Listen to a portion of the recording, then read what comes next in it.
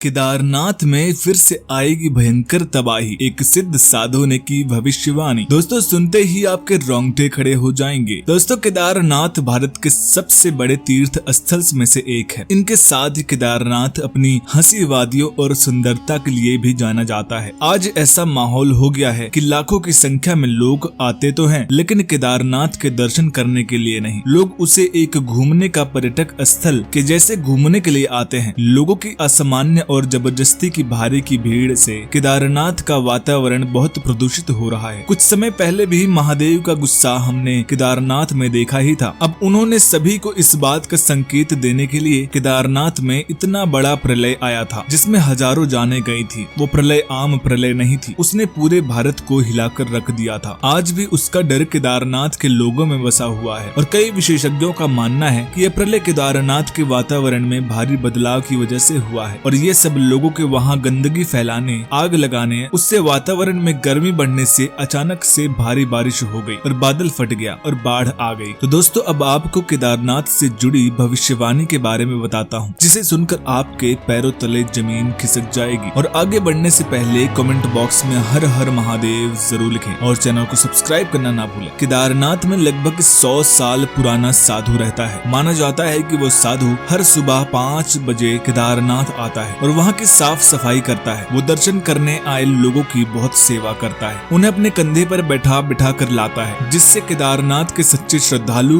भक्तों को उन तक पहुँचने में ज्यादा दिक्कत ना हो। ये सब आपको असामान्य सा लगेगा पर ये बिल्कुल सत्य है। साधु महादेव का इतना बड़ा भक्त है कि वो केदारनाथ में जितना भी कचरा इधर उधर पड़ा रहता है उसे भी वो साफ करता है। साधु का कहना है एक दिन वो केदारनाथ की गुफा में ध्यान कर रहा था, तभी उसे महादेव दिखे और उन्होंने मुझे बोला कि केदारनाथ में लोगों को एक अच्छे वातावरण का महत्व समझाने के लिए उसे ही कुछ कदम उठाने होंगे। तब से उसने केदारनाथ की रक्षा करने की जिम्मेदारी ले ली। साधु एक न्यूज चैनल में इंटरव्यू देते हुए बताता है कि बहुत जल्द केदारनाथ में पिछली बार से भी बड़ा प्रलय आने वाला है। और उसके आगे साधु बोलता है कि इस बात का अंदाजा मुझे उस दिन ही चल गया था जब स्वयं महादेव उसके ध्यान के समय में आए थे और उन्होंने मुझे इस बात के संकेत भी दिए थे। अगर हम लोग ऐसी गलतियां दोहराते रहें तो हम पर ये सब बहुत भारी पड़ेगा। और इस बार मैं भविष्यवाणी करता हूँ कि ये प्रलय कोई आम प्रलय नहीं होगा। ये पिछली बार से भी बहुत बड़ा और घातक होगा, जो न केवल केदारनाथ को अपनी चपेट में लेगा बल्कि उत्तराखंड में केदारनाथ से सटे जितने भी जिले हैं वो सभी इस तबाही में फंस जाएंगे। लाखों से ज्यादा लोग घायल हो जाएंगे। पहाड़ के पहाड़ मलबे की तरह नीचे गिरने की कगार पर होंगे और उसमें फंसे हजारों जाने जाएंगी। ये सब दिल को दहलाने वाला और पहले से भी ज्यादा सबक सिखाने वाला होगा। बचेगा तो सिर्फ केदारनाथ मंदिर, जिसको भीमशिला बाढ़ के प्रकोप से बचा लेगी। लोग डर के मारे कांप उठेंगे। सिर्फ वो चंद लोग बच जाएंगे जो पिछली बार की तरह मंदिर में रहेंगे। उसके अलावा सब इस प्रलय में अपनी और कुछ अपनों की